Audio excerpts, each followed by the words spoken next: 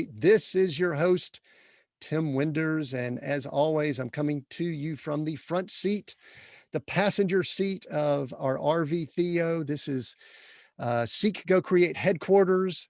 And kind of a cool thing today, I'm actually not too far geographically from our guest, and we'll get to that in just a moment. You are definitely going to want to stick around. We're going to have a great conversation on leadership, all things leadership today.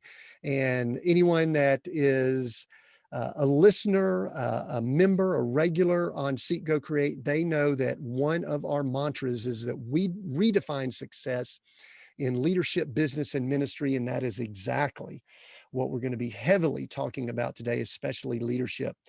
We're going to be discussing so many things that I really would like it if you continue the conversation beyond what we discussed today. And here's how you do that. You can find us on all the socials. We're on Facebook, we're on Instagram, we're on Twitter, we're now on Clubhouse, we're on LinkedIn, all of those places you can find this episode, especially after the episode releases, but you can find us there and continue the dialogue. But what I'd really love for you to do is go to our website, seekgocreate.com. It's seekgocreate.com. And when you go there, if you're there for the first time, it'll ask you for your email address. You can look around without giving your email address, but we would love to have it just so that we could stay connected and you can be up to date on all of our episodes, on all that we're doing. And while you're there, go take a look at the episode pages because we have in-depth outlines and notes with timestamps, quotes, everything that you need to really dive in deeper to these episodes. And I can promise you that today is going to be a day that you're going to want to do that. We have Dan Duckworth as our guest today, and I had so much fun doing my research on him. Every kind of rock I overturned, everything I looked at, everything that I did a search on, I went, ooh, this is a guy that I'm going to love talking to. He's a changemaker, teacher, and a community builder. He founded the Crucible Life, an online leadership community of changemakers to facilitate his mission to make deep change accessible to the masses, not just top executives. I love that. He's led complex executive level transformational initiatives as a peon, a CEO, a consultant, a coach, a teacher, and an entrepreneur. Dan, welcome to Seek Go Create. Hey, I'm just as excited as you are for this. So thanks for having me on. Yeah, I butchered the intro there because you had some really big words there, bigger maybe than my Georgia boy. Peon is a really big word. You got to think hard about how to say that, right? It was so many of those other words though. Peon. I don't know if we had that when I was growing up where I was in Georgia, but hey, Dan, listen, I could launch into so many things right off, but I kind of warned you a little bit. I've got a first question that I love to ask. I give the bio. We all write great bios and they're all awesome, but you and I just bump into each other somewhere. And maybe we know we've got some leadership, genes that we love to discuss, but just in general, you bump into someone and they say, Dan, what do you do? What do you typically tell people? It's such an interesting question because I get asked that a lot. And it's really hard for me to answer because I can't answer it without telling my stories, right? Because I've left the traditional path. Okay. So initially I was what I now call a change maker. I was somebody inside organizations leading change. And I did that as the lowest person in the organization. And I did that as the CEO of an organization. Then I left that world to become a leadership teacher / consultant / coach.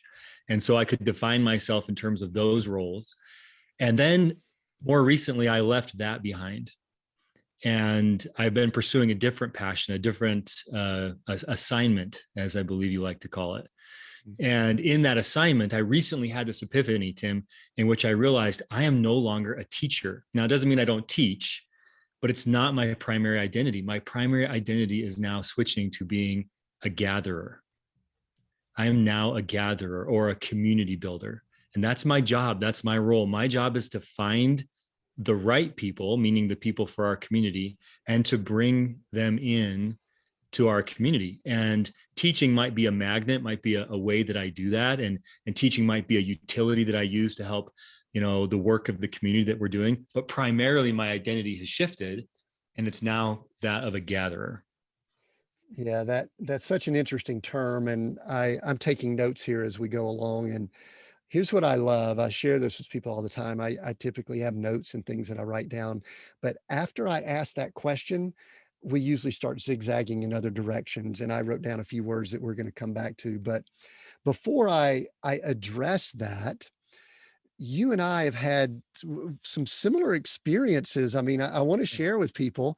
I'm in currently at the time of recording, I'm on the other side of the mountains. You're in the greater Salt Lake area, and I'm on the Right. other side of the mountains in the Eber Valley. And it's a beautiful day where I'm at, probably where you are today. But Mhm. at one point, I'm gonna jump into one piece of your story first, just to kind of draw a connection here. At one point, you kind of went through an epiphany or a change or something in your life where you and your family jumped in an RV and took off. Tell me more about that, because I'm here in the passenger seat of the RV. Well, you want to know more about our experience in the RV or what got us in the RV? Just let's just kind of go laser into what got you into it, and then we'll talk a little bit about the experience, and then we're going to do a deep dive into leadership. Okay, so my background, I've spent some time overseas living in different countries, especially Taiwan, some time in India. And I've always wanted to go live in a third world country. And so when my job became a teacher, a consultant, I had a lot more flexibility. I was self-employed. I started saying to Jolene, my wife, like, let's go live in a third world country. And she was like, there's no way, that's not going to happen. And then one day, we both went to two different church meetings. And I came home from church and I was sitting there waiting for the family to come home. And they came home from their church meeting and they said, Dad, we got it. We got it figured out. We can't go live in a third world country, but we have the idea. I said, okay, what is it? And they said, we're going to buy an RV and we're going to travel. They said this, we're going to travel to all 50 states in an RV. And I said, well, it might be hard to hit Alaska and it's not going to happen to Hawaii. But I said, listen, you guys are crazy, because I have 6 kids. I said, you guys are crazy. I am not going to live in a box on wheels with 8 people. That's just not going to happen.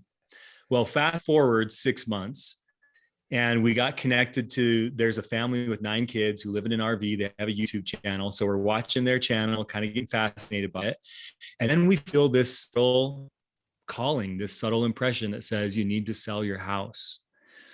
And we had 3 acres in Michigan. We loved it. It was beautiful.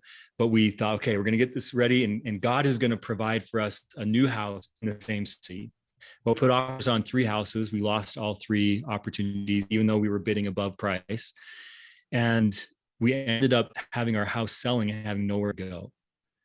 And so this idea of living in a trailer came back, and I came back to Jolene and I said, well, what if we bought a trailer, an RV or an RV, a motorhome or a trailer at that point? We ended up doing the trailer. And I said, what if we bought it? We park it outside town and we just live in it for a couple of months until we find our house. She goes, I am not going to live in a trailer in one spot.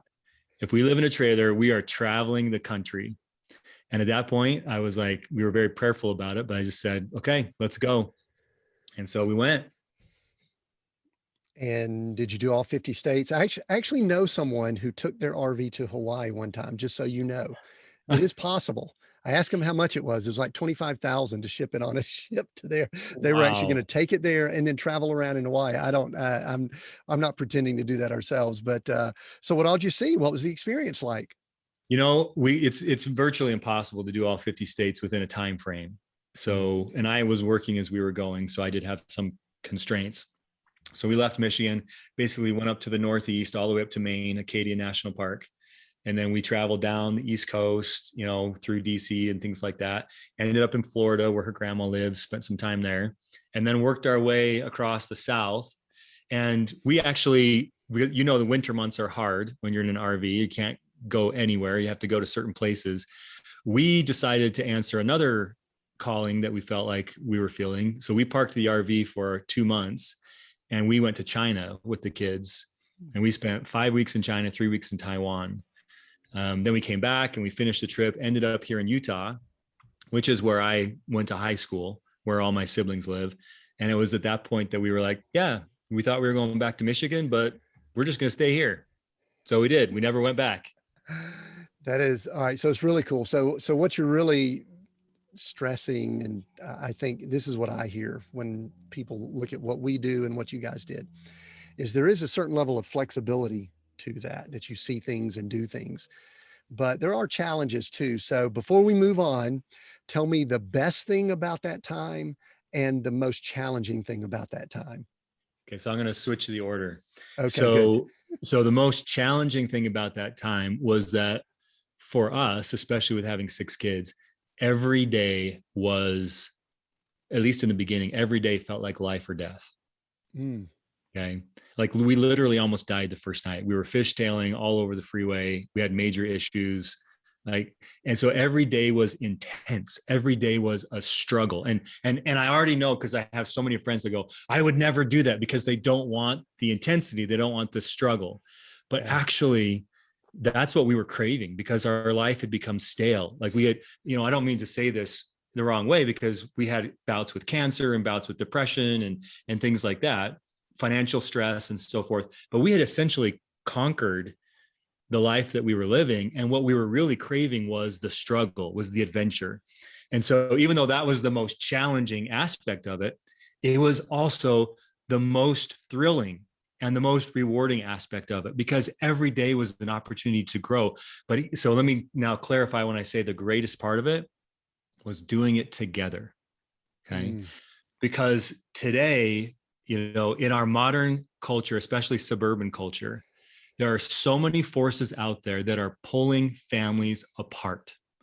And they do it with the best intentions. But the school demands their time and energy. The sports demand their time and energy. Even the local churches demand their time and energy. And you're constantly getting pulled and yanked like this. But for 1 year, we were completely together. We were in the struggle together as a family. It was so incredibly transformative for our family. There isn't a month, I'll say at this point, there isn't a month that goes by that one of the kids or us doesn't look at each other and say, what are we doing here? Let's go back in the trailer. Best year of our lives. yeah. But it's so powerful what you brought up, because people ask us all the time, they go, oh, that must be awesome. And it is awesome. But you brought up something that is a key. It's been a big challenge for us, and that is the climate. I mean, you're much more susceptible to the weather. Oh yeah. And when the pandemic occurred last February, March, we were in Colorado where our first grandchild was being born. And that is typically not where one wants to be in an RV, you know, and we just hunkered down and stayed there until June. And, there were times my mood and my attitude was not, and I'm a positive mental attitude guy. It was not that positive. I'll tell you, when things are freezing and changing and all of that. But, I love what you said, Dan. Y'all really were pushing yourselves, but you were pushing yourselves together. And, we could go off on so many things like team building, family dynamics, leadership, all of that. But the simple fact that y'all went on a journey and a mission together, it's something that y'all can't replace for the rest of your lives. There'll be generations that may discuss that. Do you agree? Oh, absolutely. And as a kid, we moved around a lot. So I lived in a bunch of different states, bunch of different houses. And I can tell you that created struggle that brought us together as a family. And we had been in the same house, same place for 8 years. And so we weren't having that same kind of struggle anymore. And so we basically volunteered, to take that struggle. We felt called to do it, but we said, yes, we'll go voluntarily have this struggle. And I do a lot with volunteering with the youth through church programs and sports programs and things like that. And the one thing that I think most parents really don't appreciate or understand is not only the value, but the necessity of struggle for both young people, but also for us as adults, as parents, as grandparents. You got to have struggle to grow. There is no growth without struggle. And so if you spend your whole life trying to create comfort and ease and consistency and reliability and predictability, there's a lot of value in that. But at some point, you're actually working yourself out of the opportunity to grow. Yeah. All right. You just hit so many triggers that kind of got me bouncing a little bit here in my office, because my wife and I just earlier were discussing what a comfort centric society and culture we are all in. And one of the things we were just asking about was, if this last year, 12, 14 months, pandemic, almost will serve. And listen, there's a lot of issues related to it. I'm not making light of it, related to the sickness and death and other things that went on, but that as a whole, in big picture, it may have been a bit of a reset in showing people, there is a lot of discomfort that we have to deal with, and maybe we will all, as a culture and society, be better because of it, hopefully. But all right, so there's something I want to get to before we dive in further, and I just want to set the bar for the discussion that I would like for us to have revolving around leadership. And my first, I guess this is just a question that it's going to fit into one of the unanswerable questions. So I know it's going to be your opinion, but it's the opinion that I want from you related to this.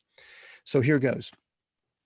The current state of leadership in the world that we are in, if we were to give it a grade, one being it's absolutely horrible, 10, or if you want to go to a scale of 100, meaning that it couldn't be any better, what grade would you give the state of leadership in our current culture and society? That's a very interesting question. So my background, my educational background is in public policy. So I do, or I have at times spent a lot of time looking into leadership at the more of the societal, social level. And then of course, spent a lot of time working with corporate leaders, as well as with other leaders in different domains. I would say this, the question that I would rather answer is, what way is it trending? Good. And I'm not a historian, and I only have my own lifespan to really judge by, but I actually don't think leadership is getting any worse or any better. I think that from the beginning of human history, we've had social problems, and we've had issues with how we deal with each other. And also we have a force that's known as culture, which is a sociological force that locks us into certain behaviors, which sometimes get us the results we want and other times don't get us the results we want. So from the beginning of time, these forces have been at play, and it has always required leadership to break those forces, or to break communities free of the oppression that those forces put on them. I think what's changing in our modern world is our access to information. So we can see the struggles that people are having a continent away. Whereas 300 years ago, even 100 years ago, you could only see the struggle in your neighborhood. Maybe if you read the newspapers, you could see the struggle in your state or your country. Now you can see the struggle that every single person on the planet is having, because they get on Facebook or Instagram and start telling you about their struggle. And I think that creates a lot of pessimism or of anxiety or of cynicism about the condition of the world. And I look at it more and I say, you know what? I think the world's always been dealing with this. The world has always been locked in struggle, has always been locked in conflict, has always been locked in status quos that weren't helpful. And the world has always looked for leaders to help break communities free from those constraints. Mm. All right, there's so much there, and I think you can tell what I want to do is kind of start at a macro level and maybe work our way down to micro. I love the word that I love you correcting me and using a word trending. And I will say that I'm in total agreement that in all likelihood, it's probably the same. Hasn't gotten worse, hasn't gotten better. The thing at times that bothers me, and I'll just mention this and I'll let you address it, and I'll allow you to correct me or say, yeah, maybe, maybe not, is that I am now probably 30 plus years into study of, exposure to, being around leadership training, leadership development in some form or fashion. And I sometimes wonder if we're getting traction in helping with society and culture. And so and I hope it's not my cynical nature, sometimes I go, darn, are we really making a difference? And then other times I go, yes, we're making a difference. Respond to that statement and give me your thoughts. So let me share with you my thoughts about the leadership development industry as Great. a way of answering that. because I'm not born and bred in this industry. I was invited by somebody who I had hired as a consultant after he saw a project I was working on. And he said, why don't you come out and help me teach other people how to do this? So I got into this industry sideways. I'm not trained in it. I don't feel beholden to it. In some ways, I'm actually leaving it at the moment with the current work that I'm doing. What I find in the leadership development industry is a whole lot of snake oil salesmen. Now, I've already just offended a lot of your listeners. Okay. So let me describe what I mean by that. So the classic definition of snake oil is you're selling a product that doesn't deliver on its promise. Now, if you know the history of the true snake oil phenomena that happened in the 1800s, I think, there were a lot of people selling snake oil that actually believed that it worked. They didn't know that it didn't work, or they didn't know that the manufacturer had changed the ingredients without letting them know, and the label said it was one thing and it was actually another thing. Okay, so I'm not saying that everybody who's selling snake oil in the leadership industry is doing it with bad intention. I believe them. I'm sure there are some people who know that what they sell doesn't deliver promises, but they know it sells, so they keep selling it. But our industry in this world of social media and on-demand TV and all this stuff has really devolved into an industry where it's about getting likes, it's about getting hits, it's about getting downloads. And so they're selling a message that appeases the people. It gives the people what they want to hear, what they want to see, but that isn't necessarily helping them to transform. It isn't necessarily helping them to become or to change as leaders, because that is a very different process. It's a very different experience. And so I'll just wrap this up and let you give your thoughts on this. I actually think a lot of what the leadership industry does is counterproductive. It's actually leading to an entrenchment of beliefs, to an entrenchment of assumptions, to an entrenchment of behavior. People walk away and they go, okay, I'm doing what I should be doing. Or they tinker here, they tinker there, or they watch a podcast, or they go to a leadership program and they were entertained, and they walk away and go, I did my leadership development work, I'm good, right? But nothing changes. And so that's when I got into this industry, Tim.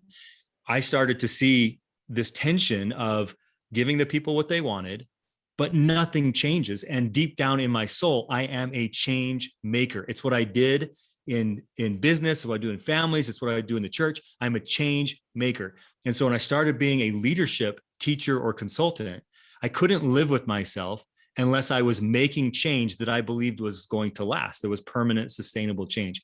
And so that's what put me on a journey to say there has to be a better way, another way to do this. And frankly, that's how we got to where we are today. Right. And I think you can tell from just the way I posed that comment or question that I have some challenges and struggles with, we'll call it the industry. And I'll even say that at times I have challenges with the word leader and or leadership, Mm-hmm. because I've been in so many environments where I've had, I've been a mentor coach. I've been in around teaching training environments. Going back to the early 90s, worked with the Bell South Leadership Institute, whatever the heck those three words mean. Okay. I know what Bell South means. I know what, you know what I'm saying. I know what you're And, saying. and so I do at times wonder, maybe this is where I was going with this. I've had, because I've been in a Bible school environment and things like that, I've had young people come up to me and say, I want to be a leader. Tell me what I have to do to be a leader. Mm-hmm. And I almost want to respond. This is a little bit, I know this is a little bit harsh, but I'm almost saying the way you're asking it almost disqualifies you right out of the gate. Yeah. I don't, again, that's a little bit harsh, but it's almost like I appreciate what you're doing. But I mean, we could go into spiritual principles here, but a servant is more the leader and things like that. But it's almost like we've created this environment of leadership training, the industry, and we almost are not even putting ourselves, I mean, I won't go down this path here, but I'm even trying to find different words that might even describe it, which then flips it around. I'm going to come back to the word that you use quite a bit, which is changemaker. And I'm going to ask you to define that more and maybe contrast it with that word leader or leadership, because all throughout your bio, all throughout your write-ups, if we go to the Crucible Life page, the word Changemaker keeps popping up. So talk to us more about what a change maker is and why you are that. So we really are having like parallel journeys, because I have struggled so much with that word leader, Good. because I mean, if you want to jump on people, that, go. Yeah. yeah, I'm going to go on that, and then I'm going to define Changemaker, because that's the story of how I got to it, right? People will talk about this, they'll preach about it. I'm connected to the University of Michigan, so a lot of discussion with the faculty, very smart, brilliant researchers, right? But nobody can really put their finger on what leadership is. I had a distinct moment in one of the last corporate projects I led where I was recognizing the value of what I was doing as a leader. And I was asking myself, what is it that I'm doing? And the direct words came into my head. You're inspiring people to do things they wouldn't otherwise do, to accomplish things that they wouldn't otherwise accomplish. That is leadership. Getting people to do something that they would not do without your intervention, so that they can create and produce an outcome that they could not create without doing that thing. That's what leadership is. And when I got into leadership consulting and with my partner, I put that out to him, and we've had discussions and debates and so forth and so on, right? And so I would say to myself, well, what am I? Am I an executive? Am I an entrepreneur? Am I a teacher? I just don't like to be defined by those roles, because I am all of those things and none of those things. And then one day I came across this phrase, this word Changemaker. And it was like a bell was going off in my head. And I said to myself, I'm a change maker. I'm not a teacher. I'm not a coach. I'm not an executive. I'm not an entrepreneur. I'm a change maker, and I make change in each of those other roles. Those are utilities. Those are functions that allow me to be a change maker. Now, specifically, when I say change maker, what do I mean? A change maker is a leader, and a leader is a change maker, but we're going to call it a change maker because the word leader doesn't mean anything anymore. So a change maker is someone who feels called to change the world. Not necessarily the earth, the globe, but the world that they live in. Okay. So it's somebody who I believe God is planting in the hearts of people a desire to lead change. And it usually starts like this, Tim. They recognize that their situation is problematic. Something isn't right. They're not getting the results they want. They're stuck. And they might be stuck in a wonderful life, but they have no control over it. And they recognize it's just happening to me. And they can feel that they're stuck. And it comes with a corresponding feeling that says, I think I'm supposed to do more. I think I'm supposed to be more, because the people I love and the communities I care about need me to do more and be more. In other words, change needs to be led. And instead of complaining about that change, I'm starting to recognize I think I'm supposed to be the one that leads the change. Now, some people are very far advanced in their change maker identity. They've been leading change for 3 or 4 decades. And it's now just recognizing in their new situation, oh, I'm supposed to be a leader in this situation. Some people are at the beginning of their adulthood, or they're teenagers. Some people might be 40 or 50 years old, and for the very first time in their lives, they're having that feeling, that call of the change maker is what I call it. So that's all it takes to be a change maker. You don't have to be an expert. You don't have to have skills. You don't have to have knowledge. You simply feel the call or the desire to lead change. That makes you a change maker. Right. So do you think that there are, I've got like 2 or 3 questions that it's coming from this conversation. So first thing that I want to bring up is, do you think, this is kind of going back to my issues with the word leader.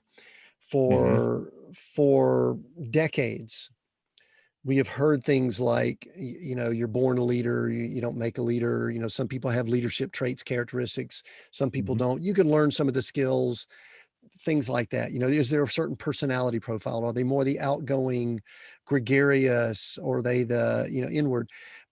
And that's an issue, I think, with that word leader. But do you think that that is also the case with someone that we may call a change maker? Is there a certain profile, a certain type person? I hate to say personality style, but is there something that we can say is in common for people that would be change makers? The only thing that they have in common is that they feel the call of the change maker. So in our industry, I've spent a lot of time looking at why different programs approach leadership development differently. And what I recognize is that it comes down to your fundamental belief about what leadership is and how it is changed. If you believe leadership is a skill, then you will help people practice skills. If you believe leadership is about knowledge, about what you know, then you will transfer knowledge to them. You'll sit them in a classroom and you'll teach them. 95%, I would exaggerate, but I think probably upwards of 95% of the leadership gurus or programs in the world focus on leadership as a skill or as knowledge. But my experience was screaming to me, that's not true, because I have led crazy dramatic changes in which I had no skills, in which I had no knowledge, in which I had no authority, in which I had no position, in which I had no tools. And it fundamentally came down to my character. And so there's plenty of research coming out from that fits into the field of transformational leadership or authentic leadership development. A guy by the name of Dr. Bruce Avolio at the University of Washington. He says it best. He says leadership is about character. Character normally changes or transforms through crisis. Okay. So character, let me take that. Can I just take a step back and say character is the reflection of the experiences that you've had in your life and the interpretation you've given to those experiences. So Dr. Avolio says that 2/3 of your leadership performance is due to your character, not to your traits. Your traits are 1/3, what you were born with. Okay. But 2/3 is due to your character, the experiences you've had and the interpretation you've given to those experiences. So then I asked myself, how does that change? Dr. Avolio says through crisis. When you hit a crisis point, you're willing to unwind all of your narrative in your head about who you are and the experiences you've had and rethink everything and repack everything because you have no other choice. You're about ready to die, either metaphorically speaking or really speaking, literally speaking. So then I said to myself, okay, so if I want to help people transform their leadership, I have to help them transform their character, which means I have to get them to invite themselves into a crisis. That doesn't sound like something I want to be doing or that people would even say yes to. So then I started to say, well, what is going on in the crisis? Can we simulate that? Dr. Avolio says, and these are my words because he doesn't say it very clearly, but he says there are 3 mindsets or mental states that are going on when you're in the crisis. One is focused learning. I call these the 3 keys to leadership transformation. One is focused learning. The second is deliberate experimentation. And the third is deep reflection. Okay. And this goes back to the episode you just posted a couple of weeks ago about purpose and purpose finding, because you talked repeatedly in that episode, you were hitting on these 3 keys. Focused learning. Remember, it's not about knowledge. It's learning for epiphanies. An epiphany is a flash of self-awareness. So you're learning about yourself and your world as they really are, not as you tell yourself they are. Number 2 is you go out and you do something very specifically and intentionally different based off of your new theory about the way the world really is. You do something provocative, which might fail, which might blow back in your face. And normally you're trying to create comfort and control and consistency, but instead you do the opposite. You embrace the land of uncertainty. You embrace the refiner's fire. The third thing that you're doing is deep reflection. You talked about stopping and thinking, pondering, finding a quiet place, be still, right? That is a key element of what's happening when you're in a crisis and when you pass through crisis successfully. Sorry, I got all these notifications I didn't know were on. Yeah, I got a new computer, Tim, and I don't really know how to control it. I'll just be honest with you. Somebody's warning you. That was timely. Right as you went through the third thing, we all of a sudden started hearing bells ringing. Maybe it was some kind of God saying, yes, y'all are getting this. Ding, ding, ding. Ding, ding, ding. That's cool. So I love all that. I'm going to take this as a pause because I wrote down the word more when you were talking about being a change maker. And I love those points you made, but I actually wanted to tie this back to something you mentioned right when I asked you about what you do. You use the word gatherer, and we're going to talk about your community and all in just a moment. I've got some very specific questions I want to ask about that, but can you tie together the word change maker, the word gatherer, and maybe even sprinkle in that word more. I've got a further question I ask you about character shortly, but at least link together Changemaker and Gatherer for me. Well, so the way that we talk about change makers and leadership in general, right? Because it's really just leadership. Um, it's always about serving the others. It's always about transforming the community. So you could feel a calling, you could feel an assignment to go become an Olympic ski jumper or to do something heroic, to climb a mountain. And it might be just about you. It might be just about you and your character and your relationship with God. Great. That does not make you a change maker. What makes you a change maker is that your trophy that you're pursuing is about delivering the promised goods to the people you love and the communities you care about. You're doing it for the other people. And so, does it always take gathering? Not necessarily. I mean, your group might be right around you. For example, if you have to deliver something for your family, they're already with you. They're already around you, right? But fundamentally, it's about transforming that community. Because here's the point, Tim. Right now, today, as a change maker who's feeling the call of a change maker, you're standing on one side and the trophy is on the other side. And there's a raging fire in between you. And the only thing that's keeping you from going and holding that trophy and delivering that trophy to the people you love and the communities you care about is that fire that's threatening to destroy you. In order to pass through that fire, it's going to take more than your willpower. It's going to take you and the community creating the right psychological conditions, which the research describes in what's called self-determination theory for any readers who are familiar with that. But community is critical to you being able to pass through the fire. It's crucial. And you're not only trying to just win some trophy as in like a revenue goal or student achievement goal or something like that. You're actually trying to change the world for the people, which means you have to change the people for the world. And so fundamentally, being a change maker is always about bringing the others with you into the journey. Yeah, I love the thought of that. And as you were doing that, I've got so many different things popping around. First of all, when you were talking about doing something different, the first thought that came to mind was, should everyone drop everything and just move into an RV just to go through that process? Oh, No, I don't. No, probably not. you Even though wouldn't have any place to park your RV if they did that. yeah, I almost wish some people would stop, but I think the way we started this was valuable in that is it's a symbol of what you just talked about. It's putting yourself in that position to be uncomfortable, to learn, to grow, to do something different. I talk often that, people they either decide on change or change is forced upon them. And I know that a big change in our lives was the downturn after '08. Mhm. And I discuss a great deal. I do it in almost probably every episode. I talk about that it really has made me recognize that change, that leadership, character, all of those things, they're more of a journey as opposed to an event. And when you were Yes. talking about teaching and training, and I was talking about what I did with the Leadership Institute earlier, that was when people treat this as if it is an event. And that's where, to me, I think it fails.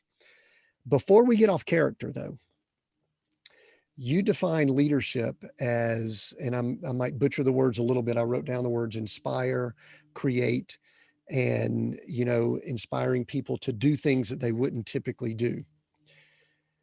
I could argue, if I want to go negative or dark, that also is manipulation.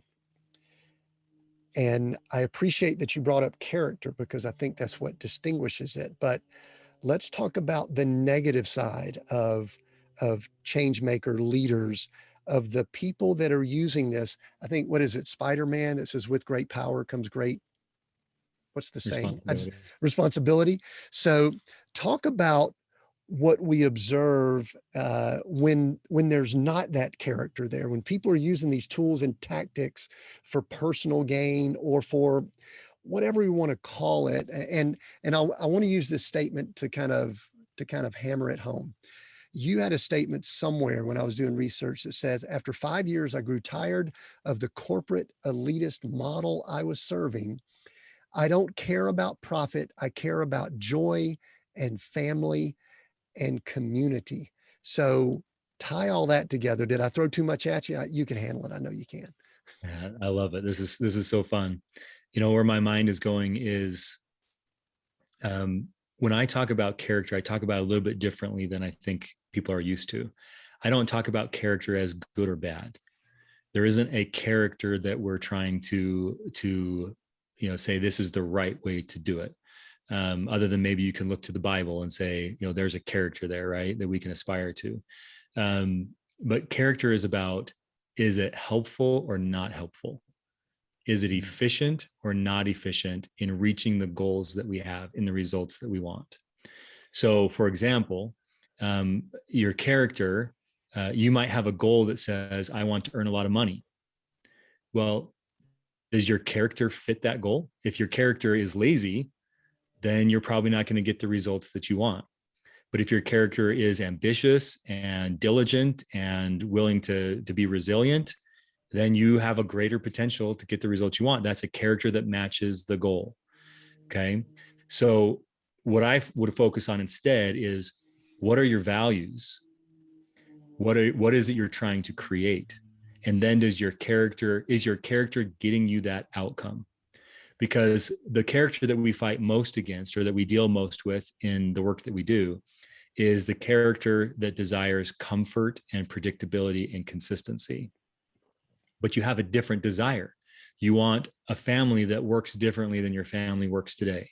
You want a career that works differently than your career works today. You want a neighborhood that works differently than it works today. But your character right now is actually helping to produce the family and the neighborhood and the community that you're part of. So in that sense, it's bad character. You might be a nice guy. You might be a great person. You might be friendly. You might be philanthropic, but your character is contributing to the status quo. So your character is now unhelpful. Does that make sense? Yeah. Yeah, it's not moving in that direction of more that you mentioned earlier. You talked about, I like to use the word increase at times. I think that we're in a world that we're designed for increase. And anyway, all right, Well, all of that. let me add to Keep that. going. So Keep if you going. want to talk about growth and increase. Mhm. So what we fundamentally believe is that there are a couple of fundamental universal, call them values or desires, that people have. And one of those desires is to grow. Mm. Okay. We have that innate inside of us from the day we're born to the day we die. And anybody who is old and says they don't want to grow, I got a story for you. We were just in Florida at my wife's grandmother's house. She's 90 years old.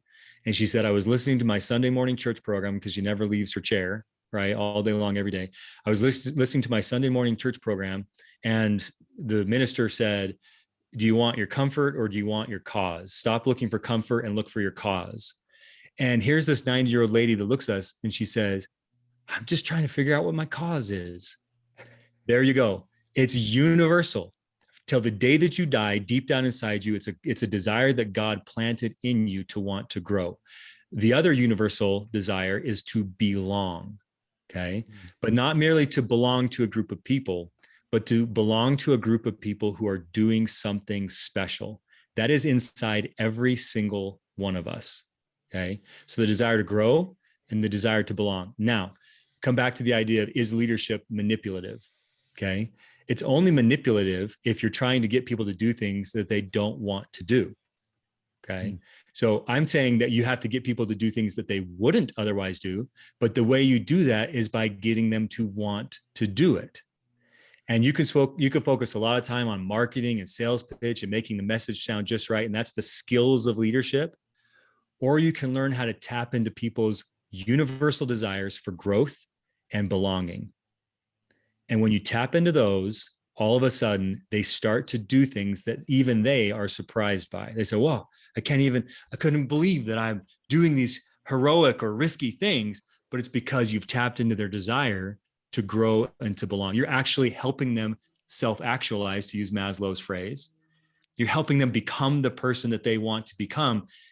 I mean, you can call that leadership, you can call that manipulative, but that's what being a minister is. It's helping people fulfill their potential as they define it and as God has put it into their hearts.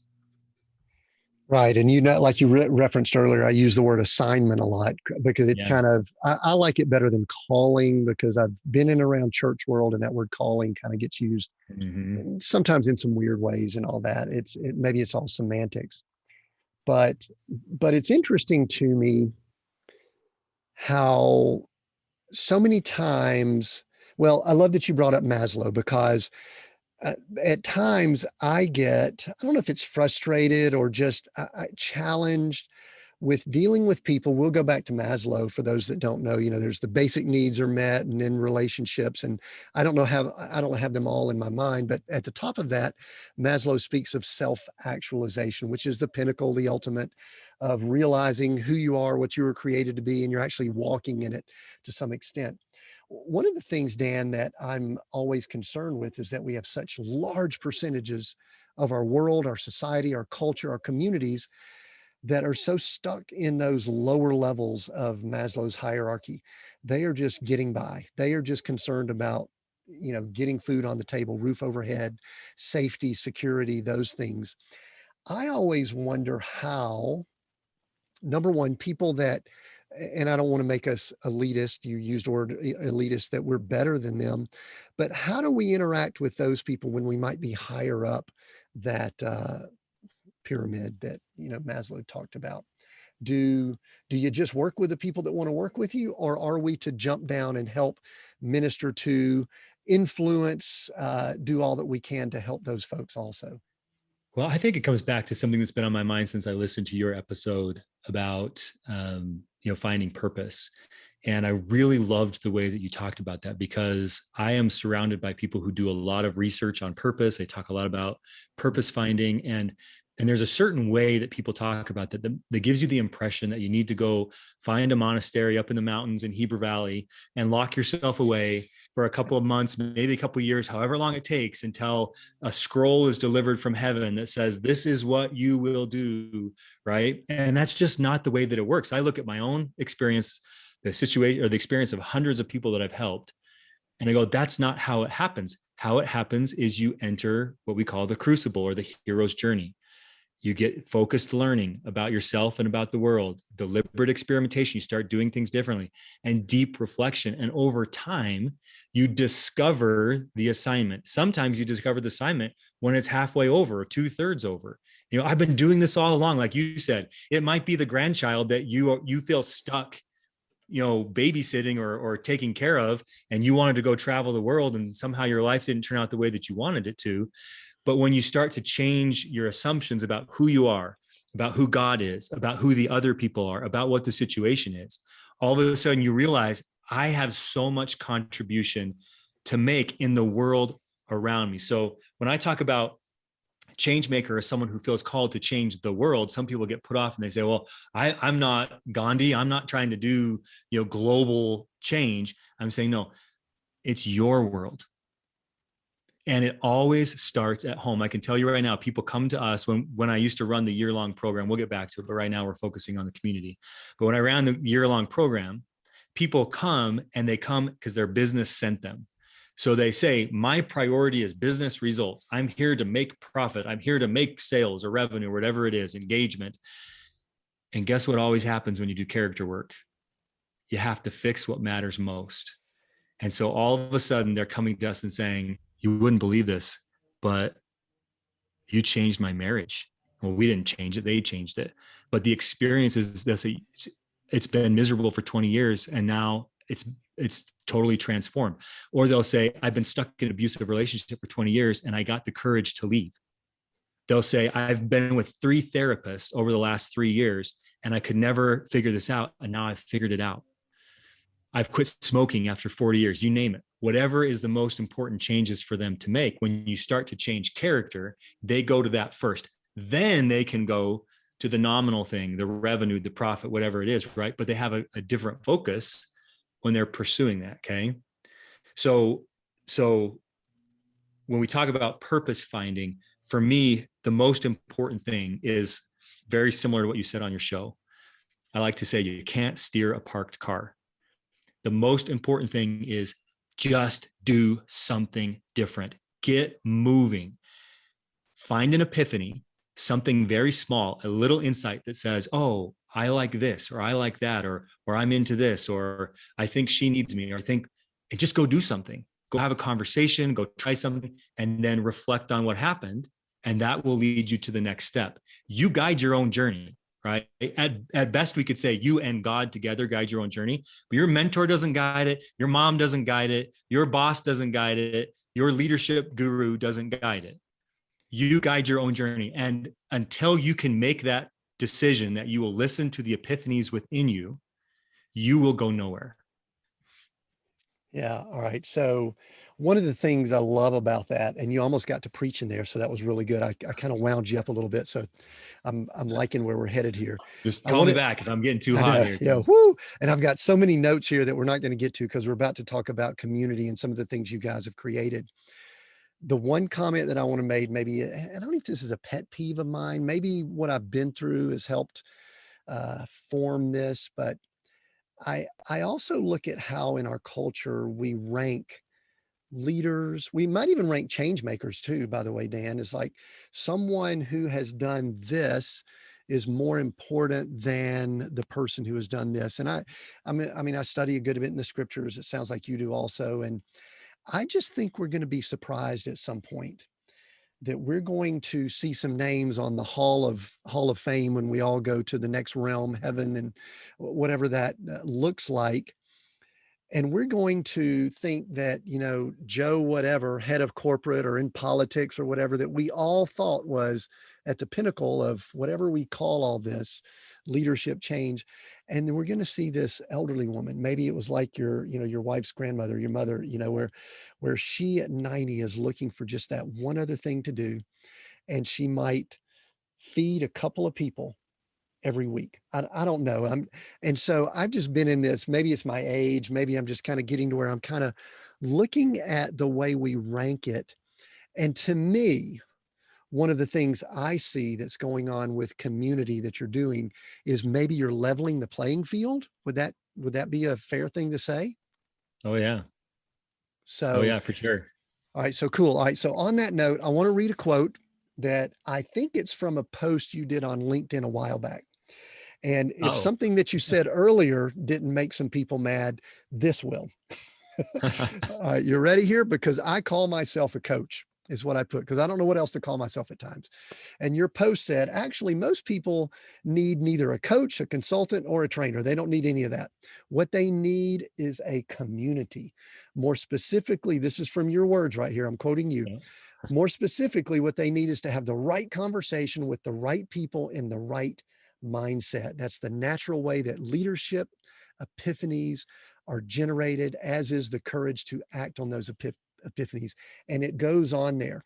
But I'm a coach trainer, and you know what? I actually would agree with you. Most people don't need what I do, but that leads into community. And obviously, this community is vital to what you guys are creating at the Crucible Life. Talk to us about how it formed, why it formed, and then we'll go into what all you guys are doing over there if someone wants to check it out and get more information. Yeah. So I got into doing corporate leadership work, and we ran 2 leadership programs concurrently for a Fortune 500 company. Had phenomenal results because we were experimenting with the 3 keys of leadership transformation. That was about the time where I went on the RV trip. And so I got to see a different part of the country. I got to interact with a different kind of people. And when I got here to Utah and we decided to settle down here, I had 6 conversations, and I've forgotten who some of them were with, but one was with my sister, one was with my cousin, and one was with my new neighbor.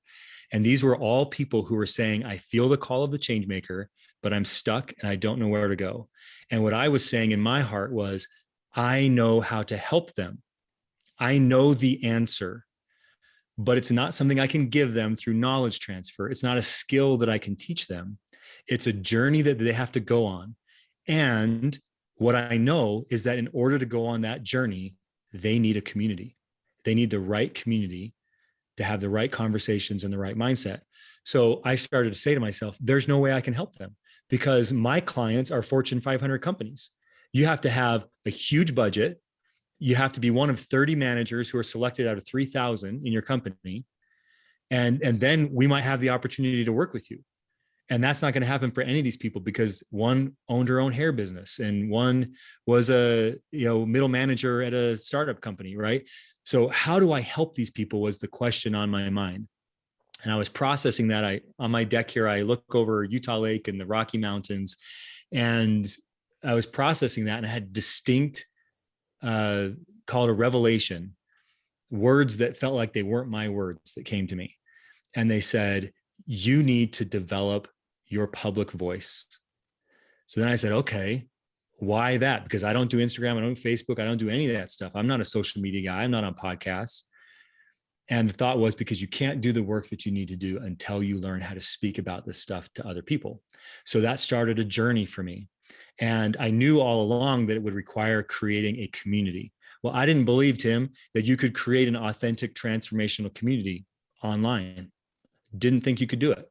So I ignored the virtual digital aspects of this for a year and a half. I beat my head against the wall. I gathered meetings. I tried all these things, blogs, podcasts. Nothing was working to develop the community.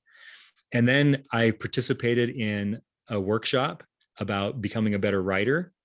And inadvertently, I connected with somebody I had never met. And I started to care about her story. We talk a lot about stories in our workshops. I started to connect with her story. I started to care. It was just a little seed. But I walked away from that experience and I said, if that is possible, then this is possible. We can do online, authentic, transformational communities. And so that's a series of events that that kept going on that till eventually launching what we call the Crucible Life, which is an online community for changemakers. We are gathering the world's changemakers. I don't care if you are Gandhi's son, or if you are, Grandma Betty sitting in Florida in her trailer house. Okay. If you feel the call of the changemaker, talk about level of the playing field. We don't care what your title is, because you are no better or no different than anybody else. And you're also no worse than anybody else. If you have the call of the changemaker, it means God has planted that desire in your heart.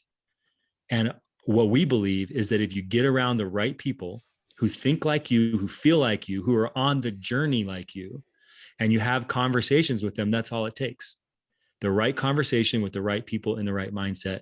It will generate the epiphanies. The roadmap comes from within you, and it will generate the courage to go act on those epiphanies. Because, by the way, every epiphany comes with a feeling of I should do something different.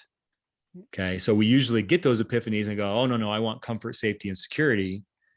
But the epiphany says, go do something different. When you're in the community, you have the courage to actually go do it. That starts the journey. Sure. Because just like we were talking about earlier, let's keep using the go live in an RV example. Most of the people around us said, you're going to do what? And these were family and things like that. Now, what's interesting, we start talking to strangers and others, they go, that's awesome. We would love to do that. But the family that wants to protect you and take care of you and make sure you don't do anything crazy or unsafe, we'll use the words we used earlier. They're like trying to talk us out of it. And so that is such a cool thing with the community that you're creating. You brought up the example with Grandma Betty, and it kind of goes back to what I was talking earlier. And I'm going to go back to, and I'm trying to find it here in my notes, where you said, I don't care about profit. Because if one did care about profit, let's just go ahead and say some other things about the industry that we're in. You go to the highest levels of corporate and you work with corporate leaders, and they write big checks with a lot of zeros. And I won't point blank ask you what this community looks like as far as an investment, because I think people do need to invest. But I'm guessing that you're not charging $100,000 a year for people to be a part of this. Would that be correct? That's correct. It's a little less than 100,000 a year. A little less. Good. We don't have to go into details, because I actually went and I see you have a waiting list right now. So, and the reason I bring that up is because I don't think if you were driven by profit, you would have structured it this way. Correct? That's correct. I mean, part of what we're doing, so my personal mission is to make this accessible to the masses. That doesn't mean to make it free and available to everyone, but it just means anyone in any station of life should be able to be part of this. And we're actually getting ready to make some major changes in how we're doing this, because we're learning and growing as we launch this. So in May, we're going to be doing some things different. So, I mean, this isn't really a plug, but in May, we're letting people participate for free, right? So if people sign up between now and May 1st, or even during the month of May, they can participate for free. And then we're asking our own members, hey, you paid this much to get in. And they've all actually paid a different rate. They don't even know that, but we've just been experimenting.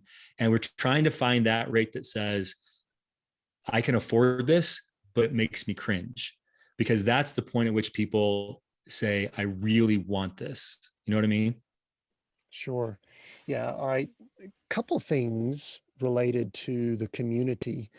Do you think, I loved how you were transparent and said you didn't think you could do something like this online digitally. Right. And it looks as if you've had this in place kind of pre-pandemic, before, let's say, February of 2020. Did y'all start it before then? Correct? No, we actually didn't. No, Oh, this so you is started it. Did the pandemic, I guess my question then, that really leads into my question. How did the pandemic, all that went on in the world, everybody working from home, how did it impact what you're currently doing with the community? not at all. Okay, So in December of 2019 is when I had the epiphany that we could do this virtually. nice. And then I started to learn and I started to experiment. The pandemic hit. And of course, everybody said this is a great time to go virtual. And I watched a bunch of people in our industry just race onto the virtual. And I tried to be very deliberate, very reflective, and take each step at a time. We ended up holding what we called a beta workshop last fall. And this was our first chance to experiment with doing online community. We only had 6 people that we invited in. 6 out of 6 people said, this changed my life. Wow. So then we said, okay, now it's ready for the next iteration, which is to start to scale it. So I'm going to be honest with you, with anybody that ever asks me, do I know how to create an online, authentic, transformational community? No. But here's what I do know is that I am absolutely committed to learning how to create that. So we officially launched this version of the community in January, and we've had a major iteration, a major pivot in March, and we're doing a major pivot in May. And to some of my co-creators who are now part of this, they were kind of a little bit worried, like, is this too much too fast, right, to be doing all these changes? And I said, hey, look, until we find the recipe, we will introduce flux and change and uncertainty and risk every chance we get. And when we find the model that works, then we'll start to learn how to reinforce that and stabilize that. But we will not start to reinforce and stabilize a culture and a structure that we know doesn't work, right? Or that isn't getting us the absolute results that we want.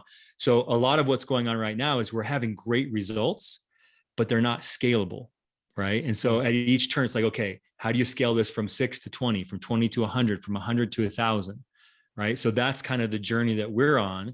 And as people come in, it's so fun to watch them come in, because they say, we know that you're building this.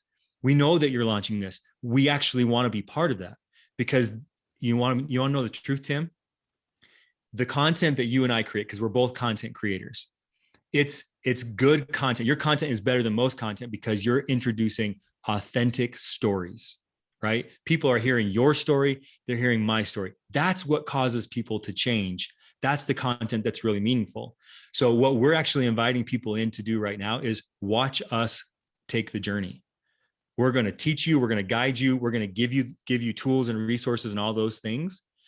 But almost the biggest value that we're giving you at this point is you get front row tickets to a transformational initiative that I promise you, I guarantee you, is going to sweep the world. It's going to make a splash. At some point, I'm going to go on a limb here. I'll say at some point, all of your listeners will know what the Crucible Life is. It's going to be that big. So the cool thing about this is that as you're discussing this and saying you're iterating, you're changing, you're pivoting, I'm actually having this funny thought in my mind going, well, of course you're iterating. You've got Changemaker baked in. The Crucible Yes. doesn't really project this. Okay, we're going to get it to the place we want it to be, and then we're never going to make any change for the next 5 years. No, you've baked that into the whole name of the community. This is going to be a constantly changing and evolving process, which is what I love. See, I always get aggravated and annoyed when people think that learning, education, change is an event. I know it's a process. And that's one of the things that I preach and talk about often. I do. You brought up some things, though. It's kind of, this is my almost last question. We're running up against our time here, but I love to ask, you mentioned a few things that might be technical in nature, but what have you learned about yourself through this process, Dan? Because you're obviously in the process of stretching, you're growing, you're building something new, you're in the midst of Changemaker, you're living the Changemaker life. But since, say, December of 19, what have you learned about Dan during that time? This is a great question because I am on the journey, right? And we call it the Crucible Life because it reflects not just a one-time event, to your point, but it's a choice. You join us, you're making a choice to live this way for the rest of your life, right? To constantly be taking the journey. So when I started teaching, okay, so when I was a leader inside corporate and I was leading change, people would say to me, "You are a leader. You found your calling." And then when I was asked to come out and teach, I really struggled because I was like, oh, I'm supposed to be a leader. I should work in corporate. I should become a CEO, blah, blah, blah. And then I started teaching and people said to me, you found your calling. This is what you should do for the rest of your life. Right. And so I kind of hunkered down. I was like, okay, I'm going to be a teacher. This is what I'm going to do. I'm going to stand in front of people and teach. And what I've discovered over the last year and a half, as I've worked on a podcast, I've worked on a blog, I've worked on the newsletter, I've done all the things that I'm supposed to do, right? From a digital world standpoint. I discovered this very recently, where I was actually drywalling this wall back behind me in my home office. And I had this epiphany. And the epiphany was, I don't like teaching. I don't like managing. I don't like teaching. You know what I love to do? I love to transform people. I love to transform communities. I love to gather people and to help them do things they would never have dreamed of doing. That's what I love. And guess what? That's what I did when I was a project manager, when I was a CEO. I was just helping people do things they never dreamed possible. That's what I did as a teacher. I was actually leading them as a teacher. And now that's what I'm doing in this digital environment is I'm helping a group of people create something in their lives and for the world that they never dreamed was possible.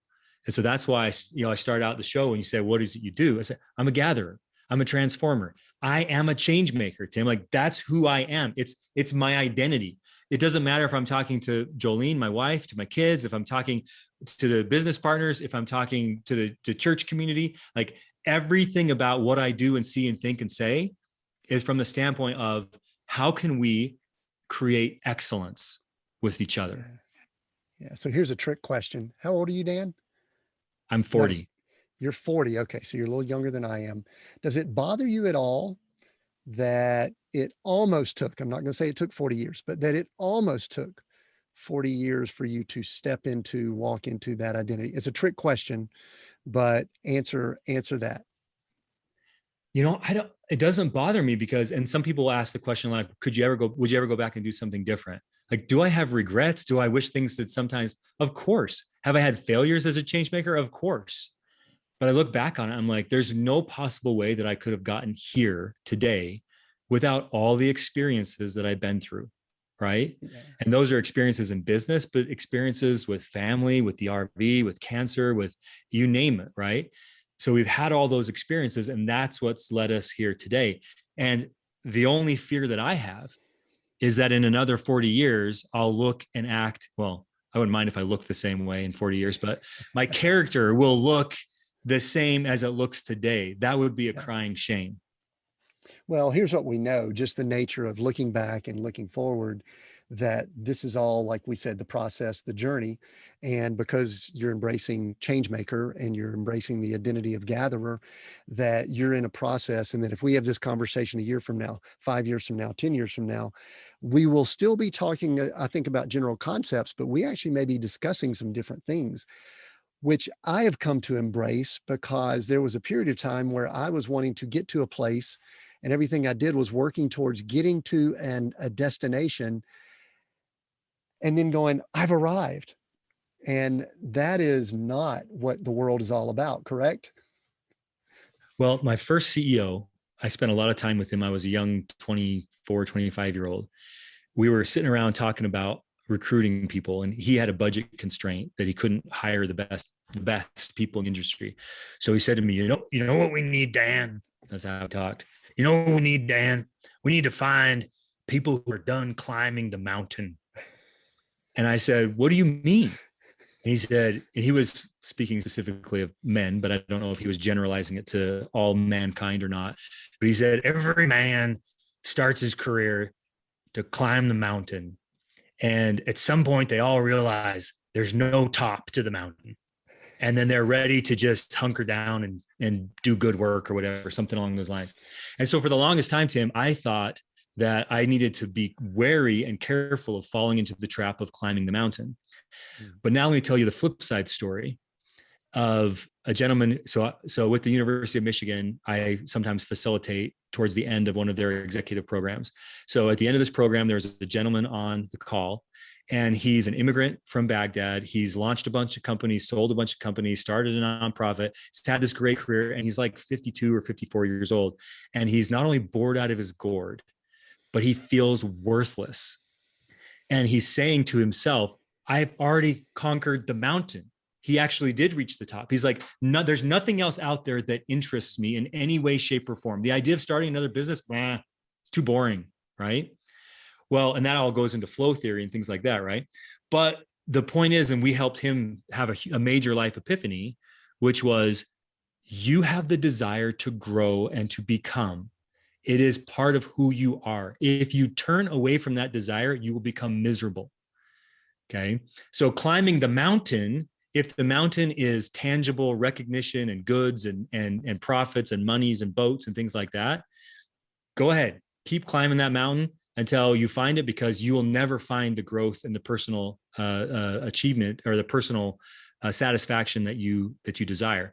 But if you ever stop climbing the mountain of personal growth and achievement, you will shut down as a human being, because it's part of who you are. It's baked in. Yeah. All right. So all of that. All right. So here's the deal, Dan. I've probably got about another hour's worth of stuff we could chat about, but we've butted up against our time already.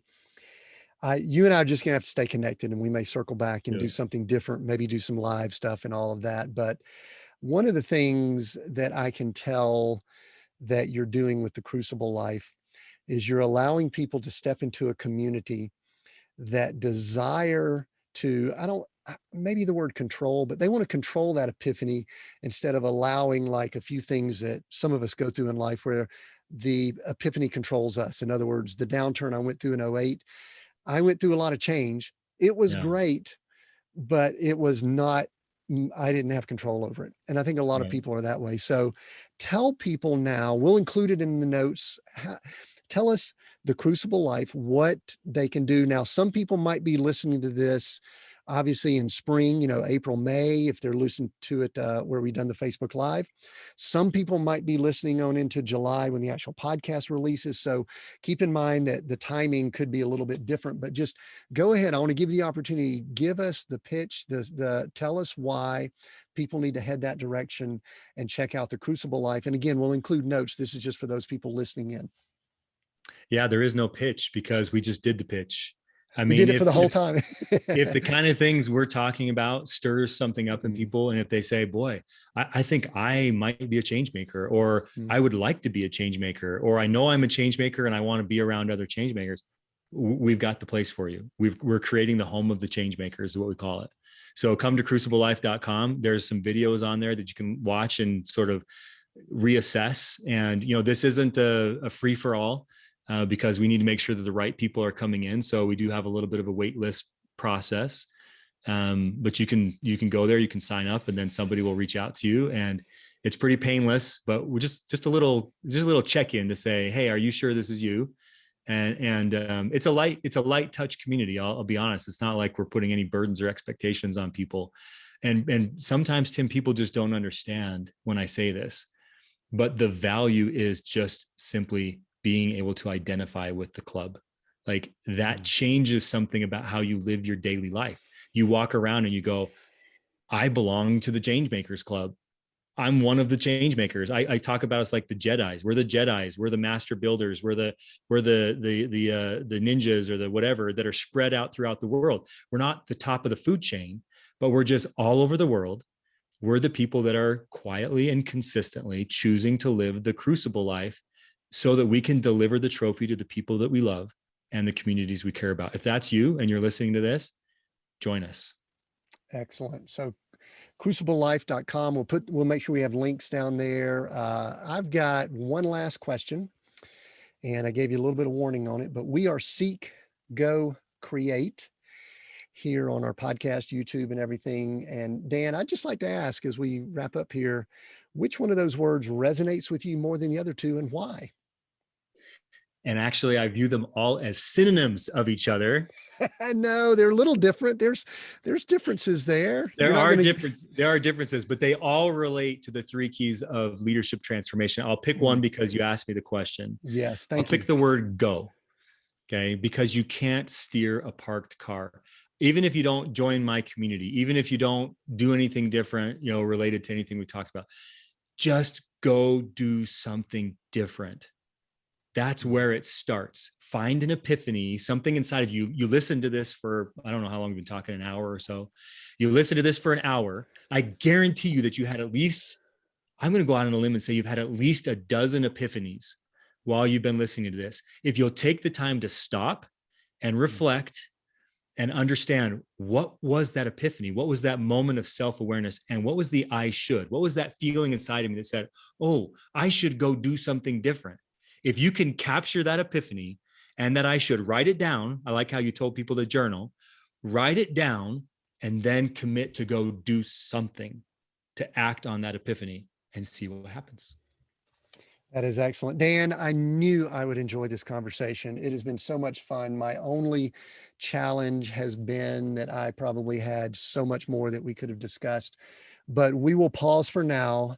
And I just want to encourage those of you listening in, if you're on socials or YouTube or on the podcast, go check Dan out. Go check out the Crucible Life. Go just see what's going on over there, because the message of what we've been doing with this podcast, with our channel, literally, I'm not sure that Dan and I could have defined it better by just the way we came together. Everything about his mission and what they're doing is all about what we are doing. We're redefining the way culture and the world has defined leadership and change and all of those things. So please go check it out. I loved how he said go check it out. I'd also encourage you, as a finish up here, go and make sure you subscribe if you're not subscribed to us here at Seek, Go, Create. Go and do one other thing. If this has impacted you, share it. Take a picture of the image. If you're listening on podcast, share it on your socials. If you're watching it or listening on socials, please share it. People, the world, our culture needs more of this message. Dan and I are not saying we have all the answers, but we're saying that the push behind it is where we truly believe things need to go. So I am thankful. I'm thankful for Dan. Thank you again for sharing. And I'm thankful for you that are listening.